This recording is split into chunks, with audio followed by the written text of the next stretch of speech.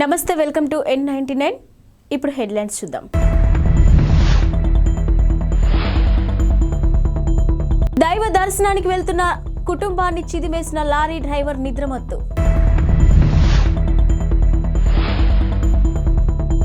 Parliament ఎన్నికల్లో గులాబీ జెండా ఎగరాలి, కేటీఆర్ పిలుపు.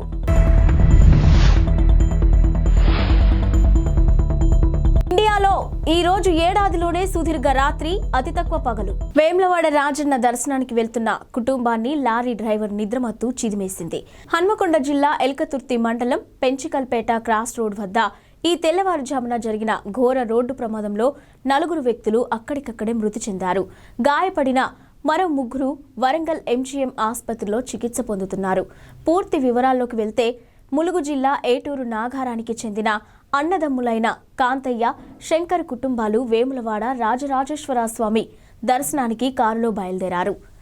అయితే తెల్లవారుజామున వీరు ప్రయాణిస్తున్న కారును పెంచికల్పేట వద్ద కరీంనగర్ వైపు నుంచి వస్తున్న లారీ అతివేగంగా ఢీకొట్టింది. ఆ వేగానికి కారు పక్కనే ఉన్న పొదల్లోకి వెళ్లిపోయింది. కారు నుజ్జునుజ్జైంది. ఇక తీవ్ర గాయాలతో కారులో చిక్కుకున్న వారు బయటకు వచ్చేందుకు చేసిన ప్రయత్నాలు విఫలమయ్యాయి. సమాచారం అందుకున్న పోలీసులు అక్కడికి చేరుకునేసరికి వారిలో 4 మృతి చెందారు.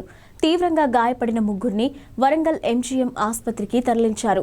ప్రాథమిక సమాచారం ప్రకారం లారీ డ్రైవర్ నిద్రమత్తే ప్రమాదానికి కారణమని పోలీసులు చెబుతున్నారు. డివైడర్ను దాటి మరీ వచ్చి కారును ఢీకొట్టింది. అయితే లారీ డ్రైవర్ పరారీలో ఉన్నట్టు పోలీసులు తెలిపారు. మృతుల్లో అన్నదమ్ములు కాంతయ్య, శంకర్, భరత్, చందన ఉన్నారు. ఇక గాయపడిన వారిని రేణుక, భార్గవ్, శ్రీదేవిగా గుర్తించారు. కేసు నమోదు చేసుకున్న పోలీసులు దర్యాప్తు చేస్తున్నారు. వచ్చే పార్లమెంటు ఎన్నికలకు అందరూ సిద్ధంగా ఉండాలని బీఆర్ఎస్ హైదరాబాద్ కార్పొరేట్లకు, పార్టీ శ్రేణులకు ఆ పార్టీ వర్కింగ్ ప్రెసిడెంట్ కేటీఆర్ పిలుపునిచ్చారు. తెలంగాణ భవన్లో కార్పొరేటర్లతో కేటీఆర్ గంటపాటు సమావేశమయ్యారు. ఈ సందర్భంగా ఆయన మాట్లాడుతూ హైదరాబాద్లో బీఆర్ఎస్ బలంగా ఉందని, అసెంబ్లీ ఎన్నికల్లో సత్తా చాటిందని చెప్పారు. ఇదే పట్టుదలతో పార్లమెంటు ఎన్నికల్లో సైతం గులాబీ జెండా ఎగరవేసేందుకు సిద్ధం కావాలని, ఇక కలిసికట్టుగా పనిచేద్దామని అన్నారు. ఇక అసెంబ్లీ ఎన్నికల ఫలితాలతో ఎవరూ నిరాశ చెందొద్దని, ప్రజల తరపున బాధ్యతాయుతమైన ప్రతిపక్షంగా వ్యవహరిద్దామని చెప్పుకొచ్చారు. ఇక అధికారంలో ఉన్న ప్రతిపక్షంలో ఉన్న ప్రజల సంక్షేమం కోసం పనిచేసే పార్టీ బీఆర్ఎస్ అని అన్నారు. దేశవ్యాప్తంగా చలిపులి పంజా విసురుతుంది. అన్ని ప్రాంతాల్లోనూ కనిష్ట ఉష్ణోగ్రతలు నమోదవుతున్నాయి. ఇక శీతాకాలంలోని మాత్రమే కనిపించే ప్రకృతి మార్పులు ఆవిష్కృతమవుతున్నాయి. ఇక చలికాలం మాయాజాలంలో భాగంగా భారత్ నేడు అంటే శుక్రవారం సుదీర్ఘమైన రాత్రి, అతి తక్కువ పగటి పూటని గమనించనుంది. సీజన్ మార్పులో భాగంగానే ప్రతి ఏడాది డిసెంబర్ 21 లేదా డిసెంబర్ 22న ఈ కాల పరివర్తన జరుగుతుంది. దీన్ని ఇంగ్లీష్లో వింటర్ సోలిస్టిక్ అని పిలుస్తారు. ఇక భూమి ఉత్తర అర్ధగోళం సూర్యుడికి దూరంగా వంగినప్పుడు శీతాకాలం అయనాంతం ఏర్పడుతుంది. ఈ సమయంలో భూమి తన అక్షం మీద 23.4 డిగ్రీలు వంగుతుంది. ఈ కారణంగా భూమి ధ్రువం పగటిపూట సూర్యుడికి దూరంగా ఉంటుంది. అందుకే అతి తక్కువ పగలు, సుదీర్ఘమైన రాత్రి ఏర్పడతాయి. ఈ మార్పు కారణంగానే డిసెంబర్ 22 శుక్రవారం నేడు భారత కాలమానం ప్రకారం ఉదయం 8:57 శీతాకాలపు అయనాంతం సంభవించింది. ఇక ఫలితంగా ఉత్తరార్ధగోళంలో అతి తక్కువ పగటిపూట సంభవిస్తుంది. దాదాపు 7:14 మాత్రమే పగటిపూట వెలుతురు ఉంటుంది. పంజాగుట్ట ఎర్రమంజిల్లోని ఓ షాపింగ్ కాంప్లెక్స్లో తాజాగా అగ్ని ప్రమాదం చోటు చేసుకుంది. శుక్రవారం ఉదయం ఎర్రమంజిల్లోని ఓ భవనంలో అకస్మాత్తుగా మంటలు చెలరేగాయి. సమాచారం అందిన వెంటనే ఘటనా స్థలానికి చేరుకున్న అగ్నిమాపక సిబ్బంది మంటలను ఆర్పేందుకు ప్రయత్నిస్తున్నారు. భవనంలో చిక్కుకున్న వారికి బయటకు తరలిస్తున్నారు. అయితే 6వ అంతస్తులో చిక్కుకున్న వారిలో 6 సురక్షితంగా బయటకు తీసుకొచ్చారు. ఈ ప్రమాదానికి కారణం ఏమిటనేది ఇంకా తెలియరాలేదు.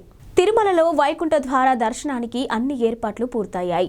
రేపటి నుంచి జనవరి 1 వరకు భక్తులకు వైకుంఠ ద్వార దర్శనానికి అనుమతించనున్నారు. తిరుపతి, తిరుమలలోని మొత్తం 9 ప్రాంతాల్లో 90 కౌంటర్ల ద్వారా టోకెన్లు జారీ చేస్తున్నారు. నేటి మధ్యాహ్నం నుంచి 2 గంటల నుండి దర్శనం టోకెన్లు జారీ చేయాలని నిర్ణయించగా భక్తులు పోటెత్తడంతో ముందుగానే టోకెన్ల జారీని మొదలుపెట్టారు. ఇక మొత్తం 4,23,500 టికెట్ల జారీని చేయనున్నారు. అయితే ఈ కార్యక్రమంలో భక్తుల సౌకర్యార్థం ప్రత్యేక క్యూ లైన్లు, పరిసరాల్లోనూ అత్యవసర సమయాల కోసం అంబులెన్స్లను ఏర్పాట్లు చేశారు. రేపు వైకుంఠ ఏకాదశిని పురస్కరించుకొని శనివారం వేకోజామున 1:45 నుంచి వైకుంఠ ద్వార దర్శనాన్ని ప్రారంభించనున్నారు. విష్ణు నివాసం, శ్రీనివాస నివాసం, గోవిందరాజస్వామి సత్రాలు, భూదేవి కాంప్లెక్స్, రామచంద్ర పుష్కరిణి, ఇందిరా మైదానం, జీవకొండ హైస్కూల్, భైరాగి పట్టెడాలోని రామానాయుడు హైస్కూల్, ఎంఆర్ పల్లిలోని జెడ్పీ హైస్కూల్ కౌంటర్లలో టోకెన్లు జారీ చేస్తున్నారు. RRR సినిమాతో టాలీవుడ్ స్టార్ హీరోలు జూనియర్ ఎన్టీఆర్, రామ్ చరణ్ అంతర్జాతీయ స్థాయిలో ఖ్యాతిని గడించారు. ఈ సినిమా ద్వారా ఇరువురు పలు ఘనతలను సొంతం చేసుకున్నారు. ఇక జూనియర్ ఆర్టిస్ట్ ఆస్కార్ కమిటీలో స్థానం కూడా సంపాదించాడు. పలు ఇంటర్నేషనల్ మ్యాగజైన్స్ ఫ్రంట్ పేజీలపై కూడా మెరిశాడు. అయితే తాజాగా మరో ఘనతను సాధించాడు. ఏషియన్ వీక్లీ న్యూస్ మ్యాగజైన్కు బ్రిటన్లో ఎంతో పాపులారిటీ ఉంది. తాజాగా Asian weekly news eastern I 2023 పేరుతో టాప్ 50 ఏషియన్ స్టార్లను ప్రకటించింది. ఇందులో తారక్కు కూడా స్థానం దక్కింది. ఈ లిస్టులో తారక్ 25వ స్థానంలో ఉన్నాడు. తెలుగు ఇండస్ట్రీ నుంచి ఈ ఘనత సాధించిన ఏకైక నటుడిగా ఎన్టీఆర్ నిలిచాడు. సినిమాల విషయానికొస్తే తారక్ ప్రస్తుతం దేవరా అనే సినిమాలో నటిస్తున్నాడు. కొరటాల శివ దర్శకత్వం వహిస్తున్న ఈ చిత్రం భారీ స్థాయిలో తెరకెక్కుతుంది. ఈ చిత్రంలో జూనియర్ సరసన బాలీవుడ్ యంగ్ బ్యూటీ జాన్వీ కపూర్ నటిస్తుంది. విలన్ గా బాలీవుడ్ స్టార్ సైఫ్ అలీ ఖాన్ నటిస్తున్నారు. నిర్ణీత సమయానికి సరుకు డెలివరీ చేసేందుకు లారీ డ్రైవర్లు పడే శ్రమ అంతా ఇంతా కాదు. కొన్నిసార్లు నిద్రాహారాలు మాని డ్రైవ్ చేస్తూ ఉంటారు. రాత్రి వేళ కూడా విశ్రాంతి లేకుండా లారీ తోలడం వల్ల కొన్నిసార్లు ప్రమాదాలు జరిగి ప్రాణ నష్టం జరుగుతూనే ఉంటుంది. ఈ నేపథ్యంలోనే రాత్రి వేళ కాసేపు విశ్రాంతి తీసుకొని వెచ్చగా కాస్తంత ఛాయ్ కడుపులో పోసుకొని తిరిగి లారీ ఎక్కేలా ఒడిశా ప్రభుత్వం ఓ కొత్త పథకాన్ని ప్రకటించింది. రాత్రులు రాకపోకలు సాగించే లారీ డ్రైవర్లకు హోటళ్లు, దాబాలలో ఉచితంగా టీ పంపిణీ చేయాలని నిర్ణయించింది. ఈ ఖర్చును ప్రభుత్వం భరిస్తుందని ఆ రాష్ట్ర రవాణా శాఖ మంత్రి టుకుని సాహు వెల్లడించారు. ఇక రాత్రి వేళ డ్రైవర్లు టీ తాగి కాసేపు విశ్రాంతి తీసుకునే ఏర్పాట్లు చేస్తున్నట్టు తెలిపారు. ఇక రాష్ట్రంలోని 30 జిల్లాల్లో లారీ టెర్మినళ్లను నిర్మిస్తామని, వాటిలో డ్రైవర్లు నిద్రపోవటానికి, స్నానాలకు సౌకర్యాలు ఉంటాయని పేర్కొన్నారు. అక్కడ కూడా చాయ్, కాఫీ వంటివి అందుబాటులో ఉంటాయని మంత్రి వివరించారు. విండోస్ 10కు సపోర్ట్ నిలిపివేసేందుకు సాఫ్ట్వేర్ దిగ్గజం మైక్రోసాఫ్ట్ నిర్ణయించడంతో 24 కోట్ల కంప్యూటర్లు నిరుపయోగంగా మారే ప్రమాదం ఉందని కెనాలిస్ రీసెర్చ్ అనే సంస్థ తాజాగా పేర్కొంది. దీంతో 48 కోట్ల కిలోల ఈ వ్యర్థాలు పేరుకుపోవచ్చని హెచ్చరించింది.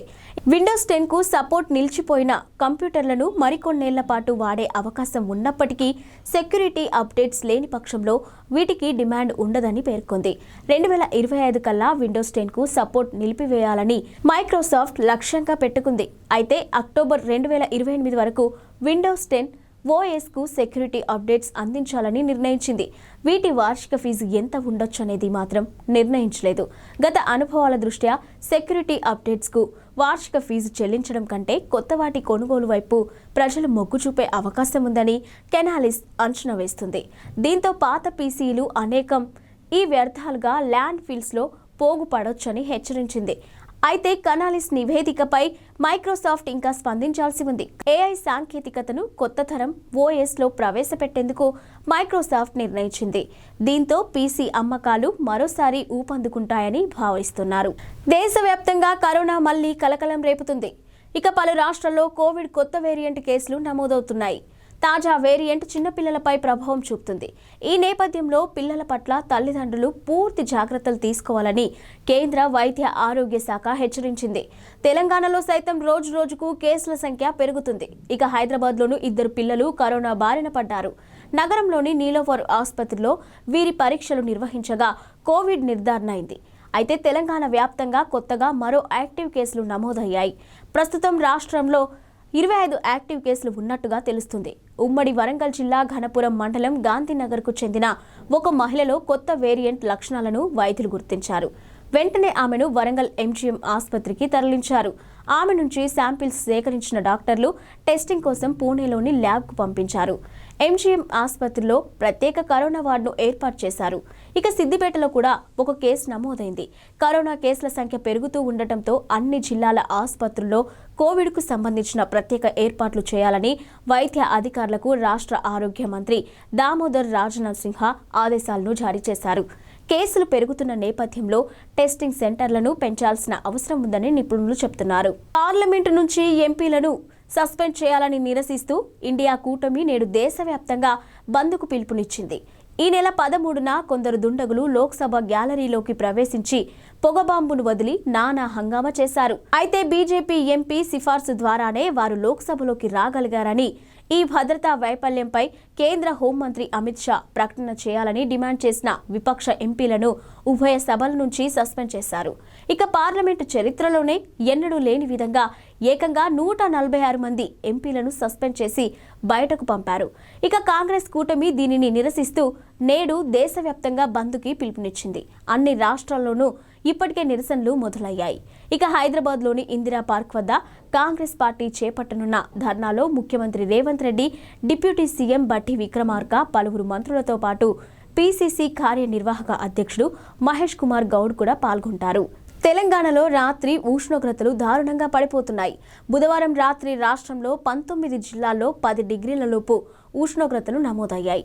మిగిలిన జిల్లాలో 10 నుంచి 15 డిగ్రీల వరకు ఉష్ణోగ్రతలు నమోదయ్యాయి. ఇక కొమరంభీం జిల్లా, ఆసిఫాబాద్ జిల్లాల్లోని సిర్పూర్లో అత్యల్పంగా 6.6 డిగ్రీల ఉష్ణోగ్రత నమోదైంది. ఇక ఆదిలాబాద్లోని జైనత్లో 7.5 డిగ్రీల ఉష్ణోగ్రత రికార్డైంది. హైదరాబాద్లో 10.7 డిగ్రీల ఉష్ణోగ్రత నమోదైంది. ఉత్తర తెలంగాణ జిల్లాల్లోనే చలి తీవ్రత అధికంగా ఉంది. ఇక్కడి అన్ని జిల్లాల్లో అల్ప ఉష్ణోగ్రతలు నమోదయ్యాయి. రాబోయే 3 రోజుల్లో చలి తీవ్రత ఉంటుందని, ఉష్ణోగ్రతలు కాస్తంత తగ్గే అవకాశం ఉందని Telangana state development planning society రిపోర్ట్లో తెలిపింది. ఉత్తర ఈశాన్య దిశ నుంచి వీస్తున్న గాలుల కారణంగా చలి ప్రభావం ఎక్కువగా ఉంటుందని వాతావరణ శాఖ పేర్కొంది. ఈ కాలంలో అనారోగ్య సమస్యలు తలెత్తే అవకాశం ఉండటంతో పిల్లలు, వృద్ధులు, గర్భిణులు తగిన జాగ్రత్తలు తీసుకోవాలని వైద్యులు సూచిస్తున్నారు.